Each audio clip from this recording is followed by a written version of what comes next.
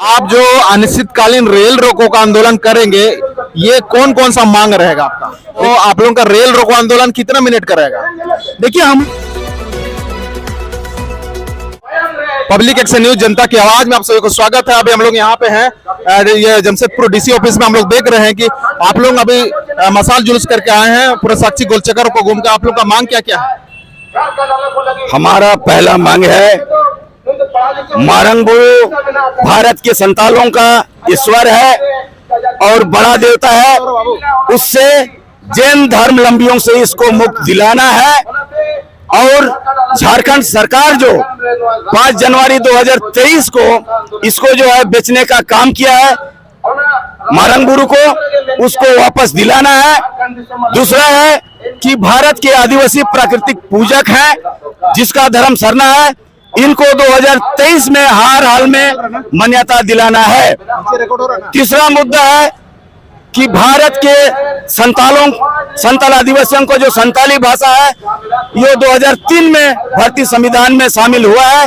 इनको झारखंड में प्रथम राजभाषा बनाना होगा। और पांचवा मांग है कि भारत देश में संताल समाज में ये जो स्वशासन व्यवस्था है, उनको जनतंत्रीकरण करना होगा। यदि जनतंत्रीकरण नहीं होगा तो आदिवासी समाज में महिलाओं को डाइन के नाम से मारा जाएगा, काटा जाएगा और डांडोम और बारोन ये रहेगा, जिससे जो है समाज बर्बाद होगा। एक सेकंड, अभी हमारे सवाल, अभी आपको बहुत सारे सवाल हम इनको करेंगे। देख रहे हैं कि सवाल पे अभी आप जिस प्रकार से सरना कोड का मांग कर रहे हैं, सरना कोड जिस प्रकार से हेमंत सोरेन ने अपना लेटर भेज दिया है केंद्र सरकार के पास, केंद्र सरकार ने अभी तक नहीं दिया है, तो आप सिर्फ राज्य सरकार का विरोध कर रहे हैं, केंद्र सरकार का क्यों विरोध नहीं कर रहे हैं? हेमंत सोरेन जी जो सरना कोड झारखंड विधानसभा से पास किया है, केवल ये सरना कोड पास नहीं किया है, उसमें भी वो धोखा कर रहा है। ये आदिवासी सरना कोड का भेजा है और गवर्नर को भेजने के बजाय वो डायरेक्ट भारत सरकार को भेजा है। तो झारखंड का गवर्नर को भेजना चाहिए और गवर्नर के माध्यम से भारत के राष्ट्रपति या भारत सरकार को भेजना चाहिए। और इसमें भी सरना कोड में भी ये धोखा देने का काम किया है। अभी सरना कोड और मारंगबुरु को लेकर को भी केंद्र सरकार और राज्य सरकार बोल दिया है कि ये जैनियों का तीर्थ स्थल है, आदिवासी है, अपना वो पूजा पाठ कर सकता है। तो ये आप किस प्रकार का मांग कर रहे हैं? मारंगबुरु पहले भी हमारा था, आज भी हमारा है, लेकिन जैन धर्मावलंबियों ने मारंगबुरु को, जो ईश्वर को जो कब्जा करने का काम कर रहा है, और मारंगबुरु के ऊपर में जो उतना सारा मंदिर बना है, अर्थात इसको कब्जा करके ये अतिक्रमण करना है। हम इसको अतिक्रमण मुक्त करना चाहते हैं। और हमारा जो वहाँ बलि प्रथा है, आदिवासी समाज में मारंगबुरु के नाम से सफेद वाला मुर्गा को हम लोग पूजा करते हैं। और आज जो वहाँ 10 किलोमीटर का रेडियस में जो है वहाँ आदिवासी को वहाँ घुसने नहीं दे रहा है और बलि प्रथा को जो है बांध करने का काम किया है, चाहे वो भारत सरकार है, राज्य सरकार है, आदिवासी सिंगल अभियान उसके खिलाफ है। इस हिसाब से अभी जैनी लोगों ने जब से वहाँ पूजा पाठ कर रहे हैं, मारंगबुरु तो अभी देखा जाए तो पूरा समाप्त हो चुका है। जैनी लोगों ने इतना सारा मंदिर बना दिया है, 1000 से भी ज्यादा मंदिर होगा। तो आपका मारंगबुरु कहाँ है और आपका वहाँ स्थान कहाँ होगा? और आप किस प्रकार का दावा कर रहे हैं कि मारंगबुरु आपका है और पूरा मारंगबुरु देखा जाए तो खत्म हो गया? आप क्या करना चाहते हैं? अभी आप वहीं पे पूजा करेंगे कि वो लोग जैनी लोगों को अतिक्रमण मुक्त करवाएंगे? हमारा पहला मांग होगा, जैन धर्मियों को जो कब्जा किया है वो अतिक्रमण मुक्त करना होगा। क्योंकि भारत देश में सभी धर्मों को मान्यता दिया गया है। आज क्या वजह है कि भारत के आदिवासियों को, संतालों को सरना धर्म को मान्यता क्यों नहीं दिया जा रहा है? इसी से ही पता चल रहा है, चाहे राज्य सरकार हो, चाहे भारत सरकार हो, आदिवासियों को धर्म में भी नहीं दे रहा है, भाषा का अधिकार भी नहीं दे रहा है। और हमारा जो अंग्रेजों द्वारा बनाया गया CNT और SPD कानून है, इसको भी जो है यहाँ जमीन से भी जो है हमको जो है अतिक्रमण किया जा रहा है। तो हमारा सबसे बड़ा मांग है कि सरना धर्म भी देना होगा और मारंगबुरु को भी अतिक्रमण मुक्त करना होगा। परिचय दे दीजिए। मैं सोनाराम सोरेन, आदिवासी संगठन अभियान केंद्रीय संयोजक। आगे हम लोग बात करेंगे जिस हिसाब से हम लोग देख रहे हैं कि मारंग बुरु अभी सबसे पहले सरना कोड का बात किया जाए तो सरना कोड आपको केंद्र सरकार देने वाला है, तो आप लोग हेमंत सरकार सोरेन और माननीय शिबू सोरेन का आप लोग मुर्दाबाद का नारा लगा रहे हैं, ये कैसे है? देखिए, सरना धर्मावलंबी झारखंड समेत बिहार, बंगाल, उड़ीसा, आसाम में बहुसंख्यक लोग अभी सरना धर्म के रूप में अपने प्रकृति पूजा को मानते हैं। और जो 2011 की जनगणना है उसमें भी सरना धर्मावलंबियों ने 50 लाख से ज्यादा अन्य अदर कॉलम में सरना लिखा है, जो कि जैन धर्मावलंबियों से ज्यादा है, जो 44 लाख है। तो इस प्रकार से हम जो आदिवासी हैं अपनी प्रकृति पूजा के लिए, अपने धर्म की रक्षा के लिए सरना धर्म की मांग कर रहे हैं। और इसके नहीं होने की वजह से कई लोग हिंदू बन रहे हैं, कई लोग मुसलमान बन रहे हैं और कई लोग ईसाई बन रहे हैं। तो इससे ये हमारे लिए एक प्रकार से एक धार्मिक अतिक्रमण का मामला हो जाता है। अनुच्छेद 25 के अनुसार हमारा संविधान हमें हमारा धर्म की संरक्षण का अधिकार देता है, तो ये उसका भी हनन है। तो हम केंद्र सरकार से ये मांग करना चाहते हैं कि हम आदिवासी जो प्रकृति पूजक हैं, हम सरना धर्मावलंबी है, हम हिंदू, मुसलमान, ईसाई नहीं है, इसलिए हम आदिवासियों को हमारा प्रकृति पूजा धर्म सरना धर्म अविलंब दिया जाए। और जिस हिसाब से आप लोग मारंग बुरु में अपना मारंग बुरु हमारा है का नारा लगा रहे हैं, मारंग बुरु में आप लोगों का अस्तित्व कहीं नजर नहीं आता, पूरा ऊपर से नीचे तलहटी और ऊपर से सारा जैन लोगों ने मंदिर बना, कम से कम हजारों की संख्या में मंदिर बन गया है। एक मंदिर नहीं बना, 1000 से ज्यादा मंदिर बना होगा। आप देखे होंगे, हम भी गए हैं, आप भी गए होंगे कभी। तो आप ये किस प्रकार का दावा करेंगे, किस प्रकार से आप लेंगे 1000 मंदिर बनेगा भी? आप मंदिर सारा क्या आप अतिक्रमण करवाना चाहते हैं कि आप वहीं पे पूजा करना चाहते हैं? देखिए, ये जो मारंग बुरु का मामला है और उनका पारसनाथ जो मंदिर है जैन धर्मावलंबियों का, ये मामला 1911 में ही सेटल हो गया था। ब्रिटिश प्रिवी काउंसिल के द्वारा उन्होंने ये फैसला दिया था कि मारंग बुरु में पहला अधिकार आदिवासियों को होगा, जैनियों का अधिकार उसके बाद होगा।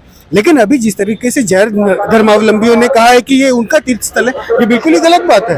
आप केवल वहां मंदिर बना लेंगे, इसका मतलब ये नहीं कि पूरा मारंग बुरु या पूरा पारसनाथ आपका हो जाएगा।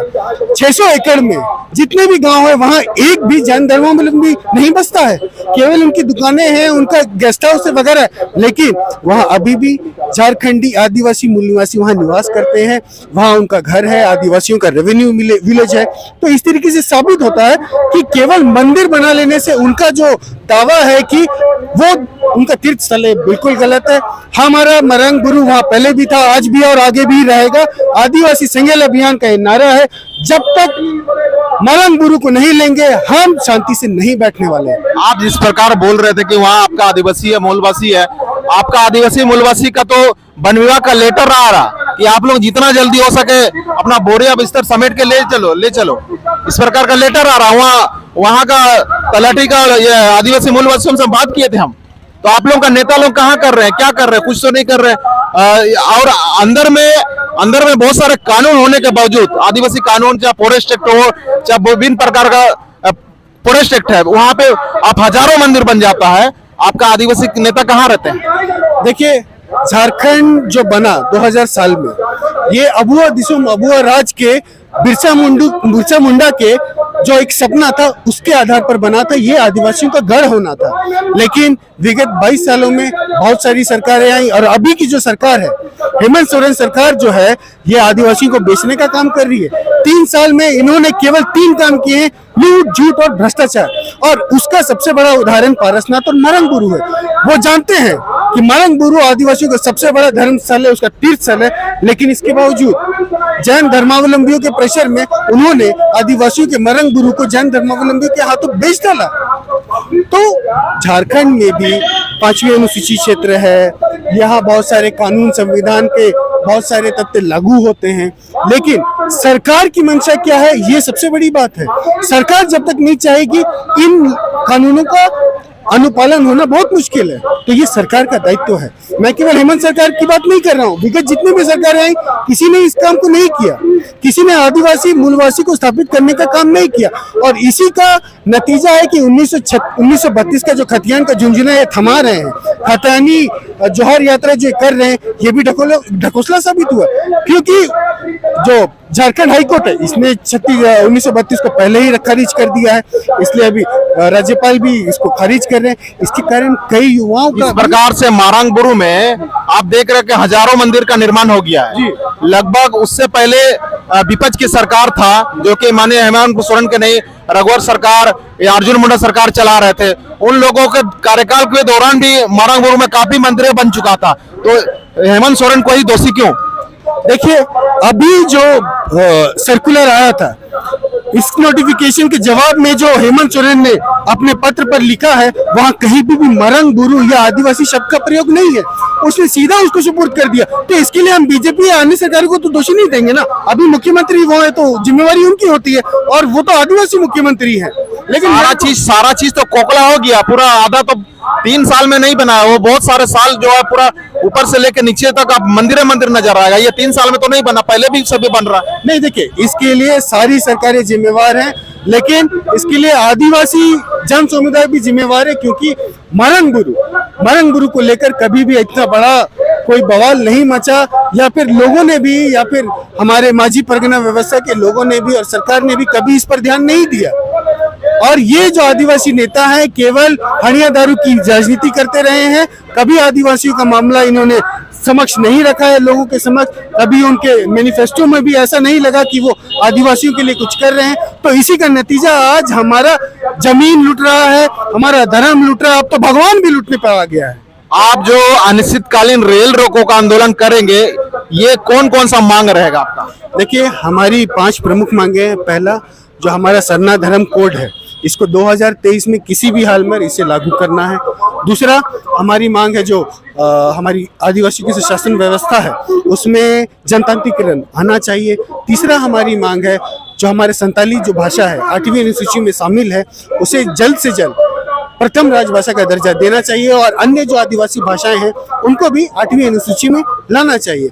इसके बाद हमारी मांग है जो असम के आदिवासी है, और असम के आदिवासी हैं, अंडमान के आदिवासी हैं, 150-200 सालों से वहां रह रहे हैं, अंग्रेजों द्वारा ले जाए गए, उन्हें भी जल्द से जल्द आदिवासी का दर्जा देना चाहिए। बहुत बुरी हालत में हैं वो। तो आप लोगों का रेल रोको आंदोलन कितना मिनट का रहेगा? देखिए, हम लोगों ने अनिश्चितकालीन कहा है। समझ रहे हैं, अनिश्चितकालीन समझ रहे हैं, लेकिन आपका जो तुरंत खत्म भी हो सकता है ना? नहीं, हम लोग वहां बैठेंगे, वहां सोएंगे, वहां खाएंगे, वहीं रहेंगे जब तक केंद्र सरकार या राज्य सरकार होश में नहीं आ जाती। केंद्र सरकार को हमने पहले ही अल्टीमेटम दिया था, अगर 30 जनवरी तक केंद्र सरकार होश में नहीं आती है, हमारी मांगों को सुनती नहीं है, या फिर कोई भी सकारात्मक अपनी तरफ से पहल नहीं करती है, तो हमें तो करना ही था। 30 जनवरी पार हो चुका है, पार होने वाला है। तो अब हम लोगों ने ये आह्वान कर दिया है कि 11 फरवरी 5 राज्यों में विभिन्न जगहों पर रेल रोड चक्का जाम अनिश्चितकालीन रहेगा। हमारी पूरी तैयारी है, और हम पूरे जोर शोर से इसको रोकेंगे। इस प्रकार से हम लोग बात किया कि अनिश्चितकालीन रेल रोको आंदोलन का किया जाएगा।